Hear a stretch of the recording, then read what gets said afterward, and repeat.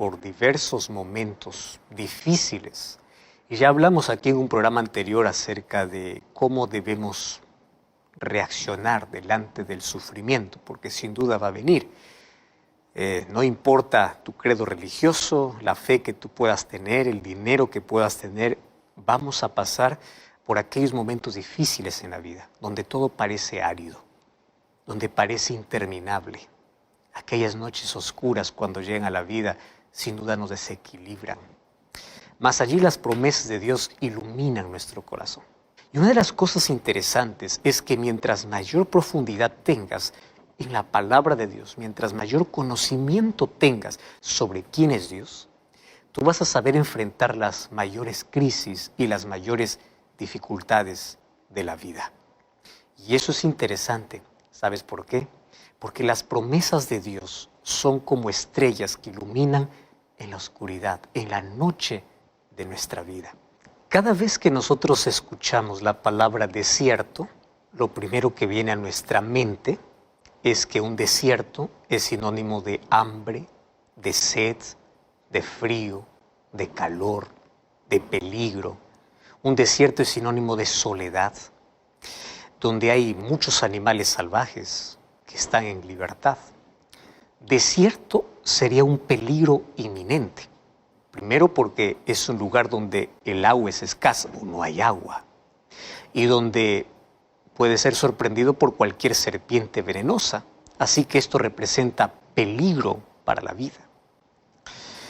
En la Biblia nosotros también encontramos que habla de desiertos. Por ejemplo, Jesús, después que fue bautizado, él fue llevado para el desierto y dice que allí fue tentado por el diablo.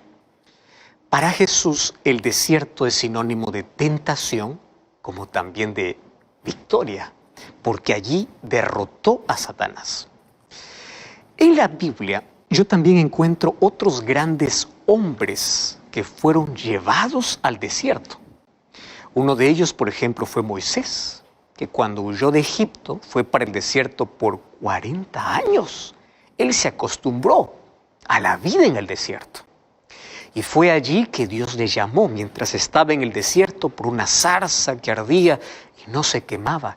Y él se acercó para poder ver de qué se trataba y allí Dios le dio una misión. Otro hombre es Elías. Elías, después de haber hecho grandes cosas en el nombre de Dios, él tuvo que huir al desierto de miedo de una mujer llamada Jezabel que buscaba quitarle la vida. Y él estuvo caminando como 40 días en el desierto. Y claro que él estaba angustiado. Él incluso quería morir. Él entró allí en un cuadro de depresión. Y más Dios le fortaleció, Dios le ayudó y Dios finalmente lo sacó de ese desierto. En el caso de ellos, desierto es sinónimo de dolor, de sufrimiento y es sinónimo de aquello que Dios permite en la vida para enseñarnos lindas lecciones. En el desierto aprendemos a confiar. Y sabes, una de las cosas interesantes es que en el desierto ellos aprendieron a ser mejores. Pero sobre todo, ellos en el desierto aprendieron a oír nítidamente la voz de Dios. Y esto yo quiero resaltar. Porque en la Biblia nosotros encontramos un texto bíblico que expresa claramente el propósito por el cual Dios nos conduce muchas veces por el desierto de la vida. ¿Sabías que existe un texto bíblico donde habla sobre el propósito de los desiertos? Mira lo que dice el libro de Oseas, capítulo 2, versículo 14. Yo quiero que subrayes este texto. ¿Correcto? Es un texto corto, pero tan significativo. Oseas capítulo 2, versículo 14. Dice así: pero he aquí que yo la traeré y la llevaré al desierto. Es Dios quien está diciendo, yo lo llevaré al desierto. ¿Para qué? ¿Para qué la voy a llevar al desierto? Pues yo lo voy a llevar, dice Dios aquí, para hablar a su corazón. Voy a leer una vez más el texto porque es tan interesante.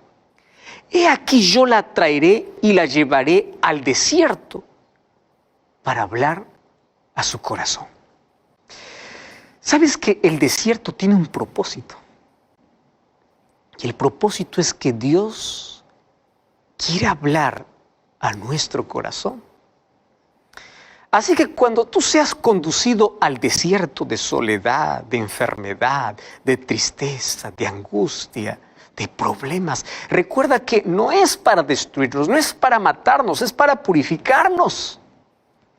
Pero sobre todo es para poder escuchar con nitidez la voz de Dios. Porque en medio del ruido de esta vida hay tanta interferencia que nos impide escuchar la voz de Dios.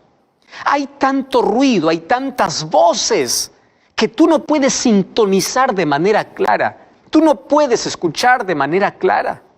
Entonces Dios dice, yo te traeré al desierto, porque en el desierto ninguna otra voz va a silenciar la mía. Allí vas a escuchar perfectamente lo que yo quiero decirte y lo que yo quiero hacer contigo. Yo quiero que tú me escuches.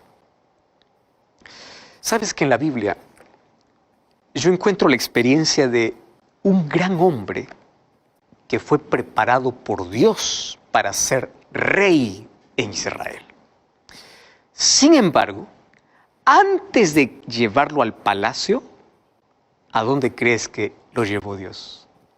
Al desierto. Y él pasó por 5 desiertos en su vida. Solo que estos 5 desiertos traen 5 lecciones para nuestra vida. Sabes que cuando Samuel ungió a David, no le fue entregado de inmediato el reino. Él tuvo que aprender a esperar.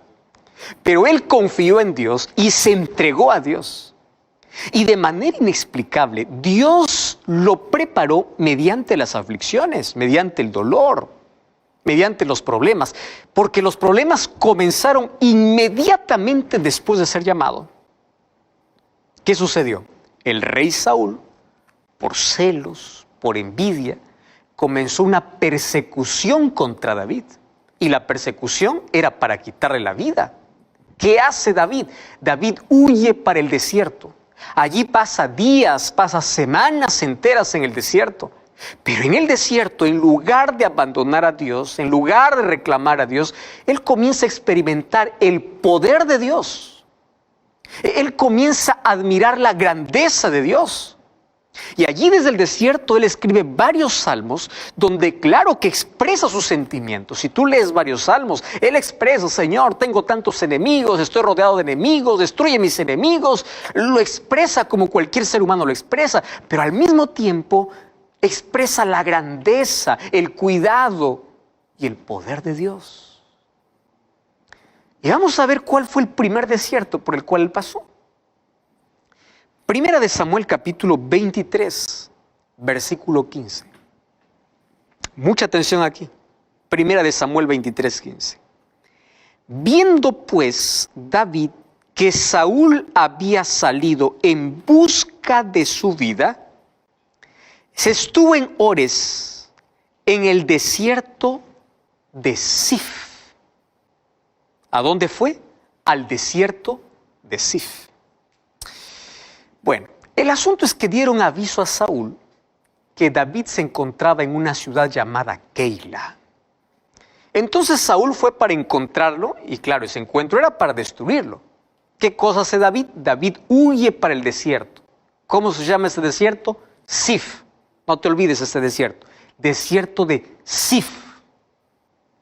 ¿Qué significa Zif? Cuando vamos a los idiomas y su significado, al idioma original, en este caso es el hebreo, Zif significa brillo y significa, o también puede significar gracia, brillo. Entonces, Dios lo lleva al desierto para darle brillo y para que él entienda su gracia. Es difícil aceptar, pero muchas veces Dios nos va a llevar a nuestro propio desierto de Zif para mostrarnos su gloria, para entender su gracia y para llenarnos de su gracia. Sabes que en el desierto más árido de la vida, tú aprenderás a llenarte de la gracia de Dios y su brillo se reflejará en tu vida. Y es lindo porque allí tú vas a experimentar el perfume de la gracia. Y a mí me gusta mucho esta ilustración porque el apóstol Pablo incluso dice que nosotros llegamos a ser olor grato. Tú no puedes ser olor grato para los demás, ni siquiera para Dios, si no tienes un encuentro real con Dios. Para que tú puedas oler bien, tienes que pasarte el perfume. Para que la gloria de Dios se refleje en tu vida, tienes que experimentar esa gloria. Y esa gloria se ve con nitidez y con claridad en el desierto. Y sabes que es interesante que cuanto más estés cerca de Dios, el perfume de su gracia va a estar en su vida. Y tú vas a ser grato olor para los demás. Y serás la luz del mundo porque estás en contacto con la luz que es Cristo. Y reflejarás la gloria de Dios. Pero fíjate, comienza con dificultades. Allá en el desierto de Sif. Y hay un segundo desierto. Primera de Samuel capítulo 23, versículo 24 y versículo 25. Y dice así: ellos se levantaron y se fueron a Sif delante de Saúl, pero David y su gente estaban en el desierto de Maón, en el Arabá, al sur del desierto. Y allí fue Saúl a buscarlo. Este segundo desierto tiene un nombre extraño, ¿no? Maón. Y Maón también no tiene un buen significado. Más o menos se pronuncia de la misma manera que casa de pecado. Y yo aquí quiero hacer una ilustración para poder entender el significado de este desierto y lo que esto puede significar también para nuestra vida. ¿Sabes qué es común pensar? Que cuando pasamos por una dificultad en la vida, las personas comienzan a juzgarte diciendo: tú estás así porque estás en pecado. Y nosotros ya hablamos aquí un tema específico sobre el sufrimiento. Y ya vimos que el sufrimiento no siempre viene como consecuencia. Aun cuando gran parte de ese sufrimiento es el resultado de nuestras decisiones. Aún así, hay un tipo de sufrimiento que es un sufrimiento sin razón, donde tú haces todas las cosas bien, pero aún así sufres, porque Jesús dice: en el mundo tendréis aflicción. Y ahí encontramos a José, encontramos a Daniel, por ser fiel a Dios, fue lanzado a un foso de leones. Los 3 amigos de Daniel, por no arrodillarse delante de la estatua de Nabucodonosor, fueron lanzados a un horno de fuego. El sufrimiento por causa de hacer el bien. Encontramos a Job, que era justo, recto, temeroso de Dios y apartado del mal, y así sufrió. Hay ese sufrimiento sin razón. Ese sufrimiento donde tú te cuidas, donde tú amas a Dios, donde tú eres fiel a Dios, pero aún así sufres. Conozco personas que tienen buenos hábitos alimenticios, toman agua todos los días, hacen ejercicio, cuidan su alimentación y resulta con una enfermedad. Y uno dice: pero uno no explica eso. Mira, la otra persona es descuidada, hace este desarreglo, hace lo otro, no se controla, come todo y parece que está sano. Un sufrimiento sin razón. Hace algún tiempo, una persona me decía: pastor, yo no puedo entender, soy fiel a Dios, nunca fumé un cigarrillo en mi vida y hoy estoy con cáncer al pulmón. Y conozco un vecino que fumó toda su vida y parece que no tiene una molestia en el pulmón. ¿Cómo explicas el sufrimiento sin razón? Mira, ese sufrimiento sin razón es por causa del pecado, donde todos estamos involucrados en ese conflicto. Y Satanás quiere arrancar nuestra fe, debilitar nuestra fe. Pero junto a eso hay un sufrimiento por causa de tu fe. Jesús dice así en Mateo 10:22: por mi causa seréis aborrecidos. Por mi causa. Y yo conozco tantas personas que pasan por desiertos en la vida por honrar el nombre de Dios. Estoy hablando para ti que fuiste despedido de tu trabajo por ser fiel a Dios. Y hoy estás caminando por ese desierto, el desierto de Maón. Estoy hablando para ti que fuiste echado de tu casa, desheredado, por causa de tu fe. Tu familia te dijo, si tú abrazas esa religión, si tú abrazas esa iglesia, no más cuentes con nosotros. Y es por causa de tu fe. Y quiero decirte que tu recompensa está segura. Solo que allí, en ese sufrimiento sin motivo, escucha la voz de Dios. Cree en las promesas de Dios. Él no te abandonó. Él va a ser tu proveedor y nunca te va a dejar. Y yo no sé cuál es el tiempo que dure para pasar por ese árido desierto, pero quiero decirte que tú nunca estarás solo. El apóstol Pablo en 2 Corintios 12:10, él dice, por lo cual, por amor a Cristo, yo me gozo en las debilidades, en afrentas, en necesidades, me gozo en persecuciones, en angustias. Y uno dice, está loco. Pero el texto termina diciendo, porque cuando soy débil, entonces soy fuerte. Parece una incoherencia, mas no es así.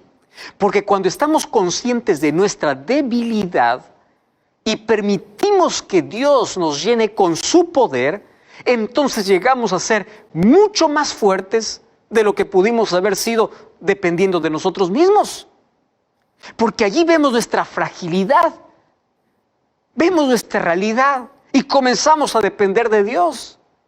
Y ahí entiendo al apóstol Pablo cuando dice, yo me regocijo. ¿Cómo es que tú te vas a regocijar? Claro, es que tú sabes que eres fiel a Dios y ese sufrimiento sin causa viene por tu fidelidad. Entonces tú dices, claro, estoy viviendo este conflicto, pero nadie va a pagar mi fe y yo sigo fiel a Dios.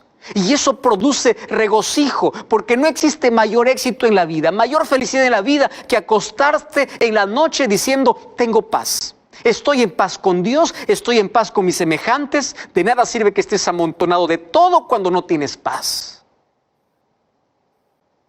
Estás tranquilo con tu conciencia. Sabes que estás haciendo bien. Pase lo que pase en la vida, confías en las promesas de Dios. Todos pasamos algún momento por ese desierto. Mas hay un tercer desierto que menciona la Biblia. El libro de 1 Samuel capítulo 24, versículo 1 y versículo 2.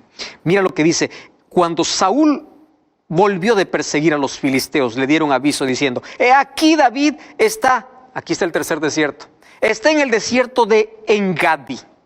Entonces Saúl tomó 3,000 hombres escogidos de todo Israel y fue a buscar a David con 3,000 hombres entre los peñascos de las cabras montesas.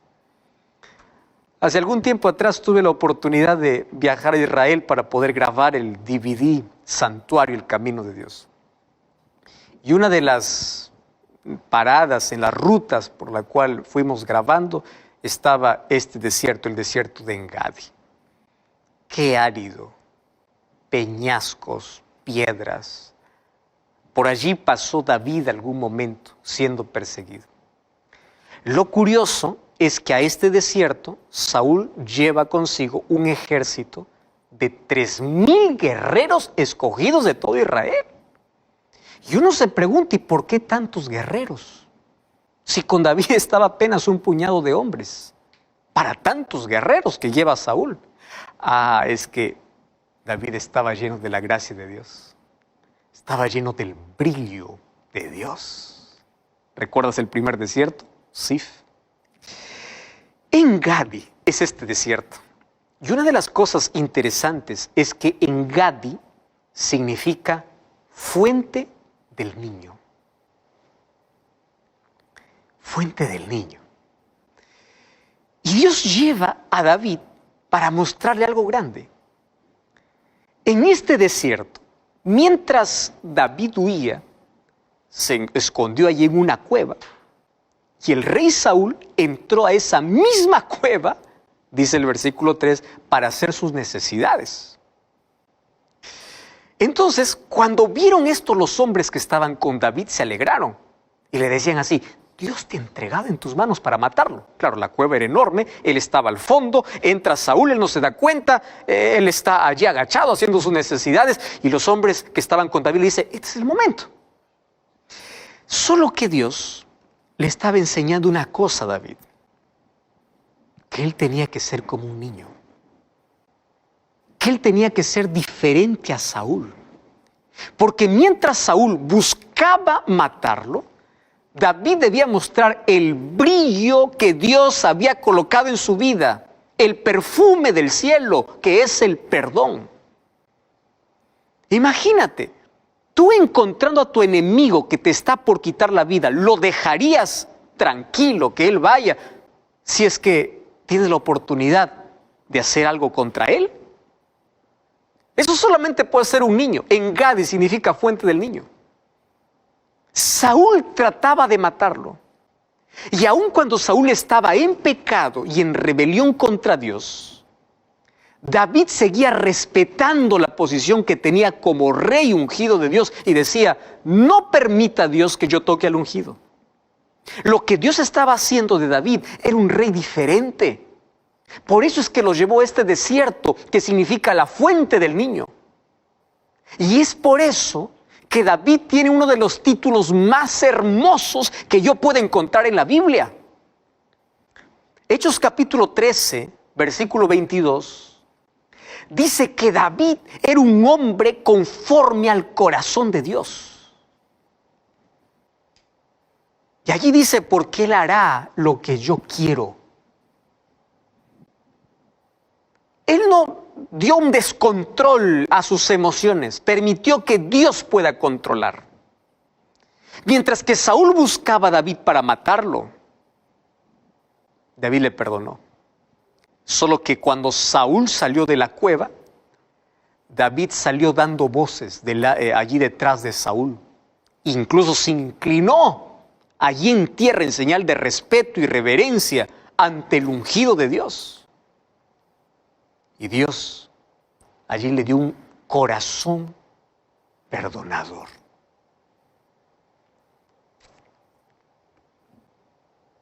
Yo no sé si este es el desierto por el cual tú tienes que pasar. El desierto de Engadi, para decirle, Señor, dame un corazón perdonador. ¿Y sabes qué es un corazón perdonador?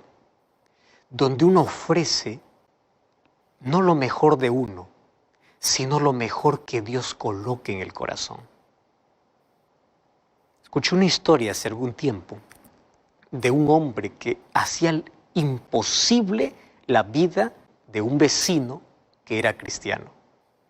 Él vivía en la primera planta y el cristiano vivía allí en en el tercer piso o el segundo piso, y todos los días escuchaba cantar y eso le incomodaba tanto a este hombre. Y dice, yo voy a hacer lo imposible para que este hombre se vaya de este edificio.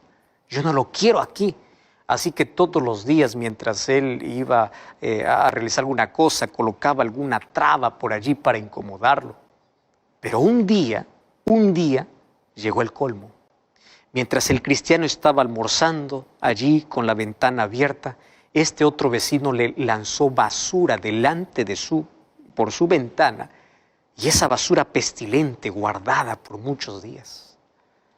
Y obviamente ese olor destruyó todo ese rico almuerzo que estaban allí comiendo. La esposa le dice, mi amor, tienes que hacer algo, conversa con ese hombre, ¿qué le pasa? ¿Por qué tanto odio? Y aquel hombre dice, está bien, voy a hablar con ese vecino. Y buscó allí en la sala y encontró un lindo florero, que era un regalo de boda. Tomó el florero con lindas flores y fue a la casa del otro vecino y le tocó la puerta. El otro estaba a la defensiva pensando, ahora viene a reclamarme, ahora le voy a reclamar yo y le voy a decir que se largue de este lugar. Y cuando abrió la puerta, lo primero que vio es otro hombre, el cristiano, delante de él, con un vaso de flores. Y le dice, vecino, yo he venido para darte este presente. La ira que tenía el otro se apaciguó. Y él se quedó allí en la incógnita. Y le dice, ¿pero qué te pasa? Yo te estoy botando basura y tú me entregas flores. Y aquel cristiano le dice, vecino, es que cada uno da lo que tiene en su corazón. ¡Guau! ¡Qué expresión! Cada uno da lo que tiene en su corazón. Si una persona te hace la vida imposible, es porque en su corazón hay tanta basura, hay tanto odio, que ni siquiera se soporta a sí mismo y quiere incomodar la vida de los demás. Pero tú da lo que Dios puso en tu corazón, da el perdón, da la gracia. Si alguien te hace la vida imposible, tú dale amor. Y Dios a veces nos lleva a este desierto para enseñarnos a perdonar. Nos lleva para que nuestro corazón se llene de misericordia. Mira la reacción de Saúl. Primera de Samuel capítulo 24, versículo 18 al versículo 21. Tú has mostrado hoy que has hecho conmigo bien. No me has dado muerte habiéndote Jehová entregado en tu mano. ¿Quién hallará a su enemigo y lo dejará ir sano? Jehová te pague con bien por lo que has hecho hoy conmigo. Esa es la reacción de Saúl.